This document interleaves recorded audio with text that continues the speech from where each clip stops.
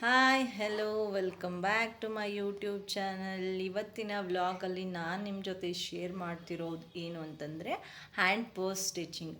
ಯಾವ ರೀತಿ ನಾನು ಉಳಿದಿರೋ ಕಾಟನ್ ಪೀಸಲ್ಲಿ ಮನೇಲಿ ವೇಸ್ಟಾಗಿ ಉಳಿದಿರೋ ಕಾಟನ್ ಪೀಸ್ ಬಟ್ಟೆಯಲ್ಲಿ ಯಾವ ರೀತಿ ನಾನು ಹ್ಯಾಂಡ್ ಪರ್ಸ್ನ ಸ್ಟಿಚ್ ಮಾಡ್ಬೋದು ಈಸಿಯಾಗಿ ಮನೇಲೇ ವಿತಿನ್ 15 ಮಿನಿಟ್ಸ್ ಅಲ್ಲಿ ಯಾವ ರೀತಿ ಮಾಡ್ಬೋದು ಅನ್ನೋದನ್ನು ನಾನು ನಿಮ್ಮ ಜೊತೆ ಇವತ್ತು ಶೇರ್ ಮಾಡ್ತಾ ಇದ್ದೀನಿ. ಬನ್ನಿ ನೋಡೋಣ. ಹಾಗೆ ಇನ್ನೂ ಯಾರೆಲ್ಲ ನನ್ನ ಚಾನಲ್ಗೆ ಸಬ್ಸ್ಕ್ರೈಬ್ ಆಗಿಲ್ಲ, ಸಬ್ಸ್ಕ್ರೈಬ್ ಆಗಿ ಲೈಕ್ ಶೇರ್ ಕಮೆಂಟ್ ಕೂಡ ಮಾಡಿ ಅಂತ ಹೇಳ್ತಾ ಇವತ್ತಿನ ವ್ಲಾಗ್ನ ಸ್ಟಾರ್ಟ್ ಮಾಡೋಣ.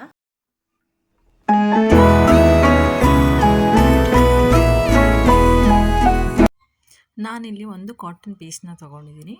ಅದನ್ನು ಈ ರೀತಿ ಹಾಸ್ಕೊಂಡ್ಬಿಟ್ಟು ಇದನ್ನು ನಾನಿಲ್ಲಿ ಉದ್ದನ ಇಲ್ಲಿ 6 ಇಂಚಷ್ಟು ಉದ್ದನ ಮೆಷರ್ ಮಾಡಿಕೊಂಡು ಅಲ್ಲಿಗೆ ಮಾರ್ಕ್ ಮಾಡ್ಕೋತಾ ಇದ್ದೀನಿ. 6 ಇಂಚ್ ಉದ್ದ ಹಾಗೂ 9 ಇಂಚು ಅಗಲನ ತೊಗೋತಾ ಇದ್ದೀನಿ. 9 ಇಂಚು ಅಗಲ ಮತ್ತು 6 ಇಂಚು ಉದ್ದ ತೊಗೊಂಡ್ಬಿಟ್ಟು ಮಾರ್ಕ್ ಮಾಡಿಕೊಂಡು ನಾನೀಗ ಲೈನ್ ಹಾಕ್ಕೊಂಡು ನೀಟಾಗಿ ಅದನ್ನು ಕಟ್ ಮಾಡ್ಕೋತಾ ಇದ್ದೀನಿ.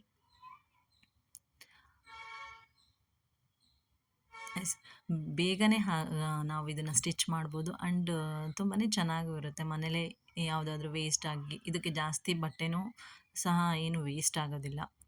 ಸೊ ಇಷ್ಟಿದ್ರೆ ಸಾಕು. ಈಗ ನಾನು ಕಟ್ ಮಾಡಿದ್ನಲ್ಲ ಅದೇ ರೀತಿ ಅದೇ ಮೆಷರ್ಮೆಂಟಲ್ಲಿ 6 ಇಂಚು ಉದ್ದ ಹಾಗೂ 9 ಇಂಚು ಅಗಲದಷ್ಟು ನಾವೀಗ ಇನ್ನೂ ಒಂದು ಪೀಸ್ನ ಕಟ್ ಮಾಡ್ಕೋಣ ಅದೇ ಅಳತೆಗೆ. ಈ ರೀತಿ ಕಟ್ ಮಾಡ್ಕೊಂಡ ನಂತರ ನಾವೀಗ ನೀಟಾಗಿ ಐರನಿಂಗ್ ಮಾಡಿಕೊಂಡು ಈ ರೀತಿ 2 ಪೀಸ್ನ ನಾವೀಗ ಕಟ್ ಮಾಡ್ಕೊಂಡಿದ್ದೀವಿ, ನೀವು ನೋಡ್ಬೋದು.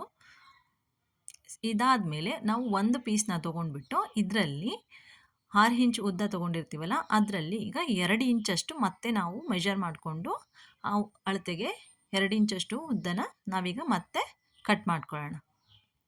ಉದ್ದಕ್ಕೆ ನಾವೀಗ ಕಟ್ ಮಾಡ್ಕೊಳ್ಳೋಣ. 6 ಇಂಚ್ ಉದ್ದ ತೊಗೊಂಡಿರೋದ್ರಲ್ಲಿ ಮತ್ತೆ 2 ಇಂಚಷ್ಟು ನಾವು ಮಾರ್ಕ್ ಮಾಡ್ಕೊಂಡ್ಬಿಟ್ಟು ನಾವು ಅಗಲಕ್ಕೆ ನೀಟಾಗಿ ನಾವು ಕಟ್ ಮಾಡ್ಕೊಳ್ಳೋಣ 2 ಇಂಚಷ್ಟು ಉದ್ದನ.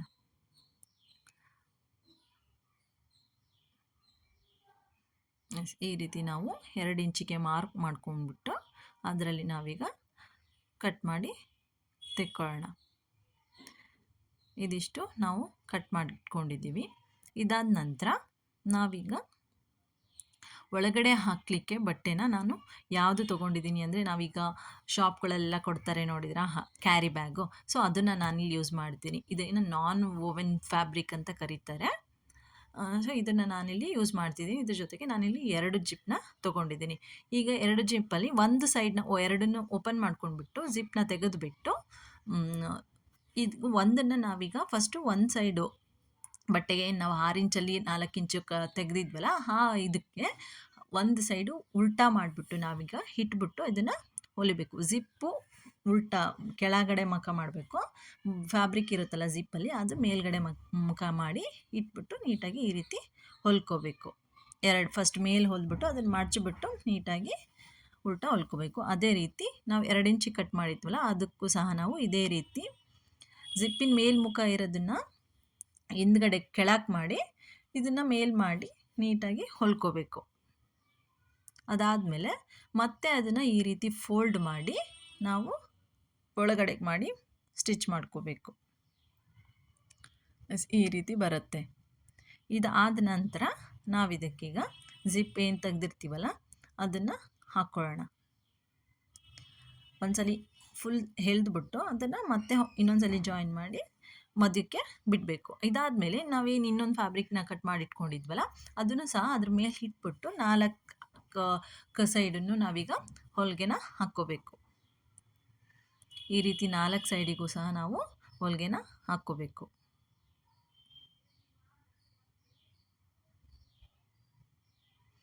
ಈ ರೀತಿ ಒಂದು ಸೈಡು ನಮ್ಮದು ರೆಡಿಯಾಗಿದೆ, ನೋಡ್ಬೋದು. ಈ ರೀತಿ ನಾವು 4 ಸೈಡನ್ನು ಹೊಲಿಗೆನ ಹಾಕ್ಕೋಬೇಕು, ಎಲ್ಲೂ ಗ್ಯಾಪ್ ಬಿಡ್ದೇನೆ. ಇದಾದ ನಂತರ ಇನ್ನೊಂದು ಫ್ಯಾಬ್ರಿಕ್ ಇರುತ್ತಲ್ಲ, ಸೊ ಅದನ್ನು ತಗೊಂಡ್ಬಿಟ್ಟು ನಾವು ಅದ್ರ ಉಲ್ಟದ ಮೇಲ್ಗಡೆ ನಾವು ಇನ್ನೊಂದು ಪೀಸ್ ಕಟ್ ಮಾಡ್ಕೊಂಡಿರೋ ಲೈನಿಂಗ್ನ ಅದ್ರ ಮೇಲೆ ಇಟ್ಬಿಟ್ಟು ನಾವು ಮತ್ತು ಅದನ್ನು ಸಹ 4 ಕಡೆನೂ 4 ಮೂಲೆಗೂ ನಾವು ಹೊಲಿಗೆನ ಹಾಕ್ಕೋಬೇಕು.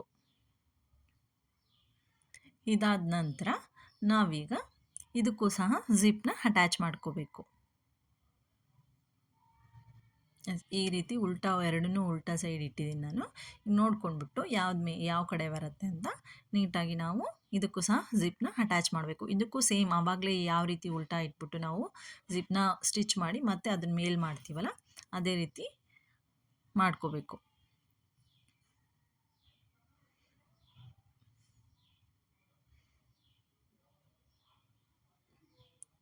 ಉಲ್ಟಾ ಅಂದರೆ ಜಿಪ್ಪಿನ ಮುಖನ ಕೆಳಗಡೆ ಮಾಡಬೇಕು, ಫ್ಯಾಬ್ರಿಕ್ನ ಮೇಲ್ಗಡೆ ಮಾಡಬೇಕು. ಆಮೇಲೆ ಫೋಲ್ಡ್ ಮಾಡಿದಾಗ ಅದು ಕೆಳಗಡೆ ಫ್ಯಾಬ್ರಿಕ್ ಕೆಳಗಡೆ ಹೋಗುತ್ತೆ, ಜಿಪ್ ಲೈನ್ ಮೇಲ್ಗಡೆ ಬರುತ್ತೆ.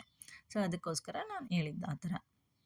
ಈ ರೀತಿ ಇದಕ್ಕೂ ಸಹ ಸ್ಟಿಚ್ ಮಾಡ್ಕೋಬೇಕು. ಆ್ಯಂಡ್ ಇನ್ನೊಂದು ಪಾರ್ಟ್ ಏನಿರುತ್ತಲ್ಲ ಅದಕ್ಕೂ ಸಹ ಸೇಮ್ ಅದೇ ರೀತಿ ಸ್ಟಿಚ್ ಮಾಡಬೇಕು. ವಿತಿನ್ 20 ಮಿನಿಟ್ಸ್ ಒಳಗೆ ನಾವು ಈ ಒಂದು ಪರ್ಸ್ನ ರೆಡಿ ಮಾಡ್ಕೋಬೋದು. ಯಾವುದಾದ್ರೂ ಕ್ಲಾತಲ್ಲಿ ನಾವು ಯೂಸ್ ಮಾಡ್ಬೋದು. ಈಗ ಮನೆಯಲ್ಲಿ ದುಪ್ಪಟ ತುಂಬ ಗ್ರ್ಯಾಂಡ್ ದುಪ್ಪಟ ಇರುತ್ತೆ, ವೇಸ್ಟಾಗಿ ಯೂಸ್ ಮಾಡ್ತಿರಲ್ಲ, ಸೊ ಅದರಲ್ಲೂ ಸಹ ನಾವು ಮಾಡ್ಕೋಬೋದು. ತುಂಬಾ ಚೆನ್ನಾಗಿ ಯೂನಿಕ್ ಆಗಿರುತ್ತೆ. ಇದಕ್ಕೆ ನಾವು ಹೊರಗಡೆ ದುಡ್ಡು ಕೊಟ್ಟು ತಗೊಳ್ಳೋದಕ್ಕಿಂತ ನಾವೇ ಮನೆಯಲ್ಲೇ ಸ್ಟಿಚ್ ಮಾಡ್ಕೊಬೋದು ವೆರೈಟಿ ಆಗಿ.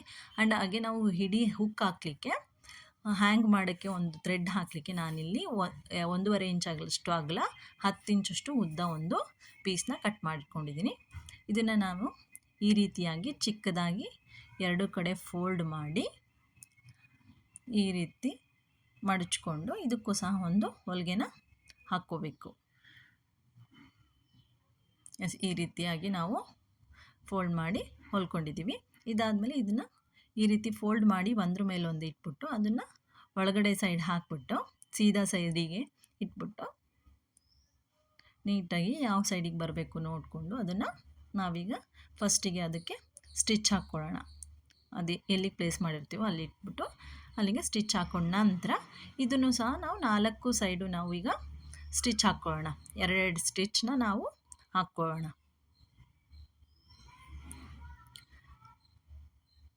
ಈಗ ನಾನು ಸ್ಟಿಚ್ ಹಾಕಿ ರೆಡಿ ಮಾಡಿದ್ದೀನಿ. ಈ ರೀತಿಯಾಗಿ ಕಂಪ್ಲೀಟಾಗಿ 4 ಸೈಡು ಸಹ ನಾನು ಸ್ಟಿಚ್ ಹಾಕಿ ರೆಡಿ ಮಾಡಿದೆ. ಇದಾದ ನಂತರ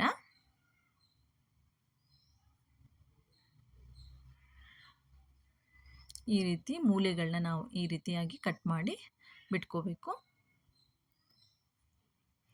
ಅದಾದಮೇಲೆ ನಾವು ಅರ್ಧ ಜಿಪ್ನ ಹಾಕ್ಕೊಂಡ್ಬಿಟ್ಟು ಓಪನ್ ಮಾಡಿ ಬಿಟ್ಟಿರಬೇಕು. ಇದಾದಮೇಲೆ ನಾವು ಇದನ್ನು ಈಸಿಯಾಗಿ ಅರ್ಧ ಜಿಪ್ ಕಂಪ್ಲೀಟಾಗಿ ಅರ್ಧ ಓಪನ್ ಮಾಡಿದಾಗ ಈಸಿಯಾಗಿ ನಾವು ಇದನ್ನು ಹೊರಗಡೆ ತೆಕ್ಕೋಬೋದು. ಈ ರೀತಿಯಾಗಿ ನೀಟಾಗಿ ತೆಕ್ಕೊಂಡು ಎಡ್ಜಸ್ ಏನಿರುತ್ತಲ್ಲ ಅದನ್ನು ನಾವು ನೀಟಾಗಿ ಹೊರಗಡೆ ತೆಕ್ಕೋಬೇಕು. ಈ ರೀತಿಯಾಗಿ ನಾವು ಎಡ್ಜಸ್ಗೆ ಯಾವುದಾದ್ರೂ ಒಂದು ಸ್ಮಾಲ್ ಪಿನ್ ಆಗಿರ್ಬೋದು ಅಥವಾ ಸ್ಮಾಲ್ ಸ್ಕ್ರೂ ಡ್ರೈವರ್ ಬರುತ್ತೆ, ಸೊ ಅದನ್ನಾದರೂ ಹಾಕ್ಬಿಟ್ಟು ನಾವು ಈ ಶಾರ್ಪಾಗಿ ಒಳಗಡೆಯಿಂದ ತಳ್ಕೊಂಡ್ರೆ ಮೂಲೆನ ಎಡ್ಜಸ್ ನೀಟಾಗಿ ಒಂದು ಶೇಪಲ್ಲಿ ಬರುತ್ತೆ. ನೀವು ನೋಡ್ಬೋದು ಈ ರೀತಿಯಾಗಿ ರೆಡಿಯಾಗಿದೆ ಹ್ಯಾಂಡ್ ಪರ್ಸ್. ಇದರಲ್ಲಿ 2 ಪಾರ್ಟಿಷನ್ ಬರುತ್ತೆ. ನೀವು ಇದರಲ್ಲಿ ಕಾರ್ಡ್ಸ್ ಆಗಿರ್ಬೋದು, ಮೊಬೈಲ್ ಆಗಿರ್ಬೋದು, ದುಡ್ಡಾಗಿರ್ಬೋದು, ಈ ರೀತಿಯಾಗಿ ನೀವು ಇಟ್ಕೊಂಡು ಯೂಸ್ ಮಾಡ್ಕೋಬೋದು. ತುಂಬ ಇಟ್ಕೊಂಡು ಓಡಾಡೋಕ್ಕೆ ತುಂಬಾ ಚೆನ್ನಾಗಿ ಕಾಣುತ್ತೆ ಆ್ಯಂಡ್ ಕ್ಯೂಟಾಗಿ ಕೂಡ ಇದೆ. ಇದೇ ರೀತಿ ಕೆಲವೊಂದು ವೀಡಿಯೋಸ್ನ ನಾನು ಶೇರ್ ಮಾಡ್ತಾ ಇರ್ತೀನಿ. ಹಾಗೆ ಈ ವಿಡಿಯೋ ಇಷ್ಟ ಆಗಿದ್ದರೆ ಲೈಕ್, ಶೇರ್, ಕಮೆಂಟ್ ಕೂಡ ಮಾಡಿ ಅಂತ ಹೇಳ್ತಾ ಇವತ್ತಿನ ವ್ಲಾಗ್ನ ನಾನು ಇಲ್ಲಿಗೆ ಎಂಡ್ ಮಾಡ್ತಾ ಇದ್ದೀನಿ. ಇನ್ನೂ ಯಾರೆಲ್ಲ ನನ್ನ ಚಾನಲ್ಗೆ ಸಬ್ಸ್ಕ್ರೈಬ್ ಆಗಿಲ್ಲ, ಸಬ್ಸ್ಕ್ರೈಬ್ ಆಗಿ ಹಾಗೆ ಸಪೋರ್ಟ್ ಮಾಡಿ ಅಂತ ಕೇಳ್ತಾ ವಿಡಿಯೋನ ಎಂಡ್ ಮಾಡ್ತಿದ್ದೀನಿ.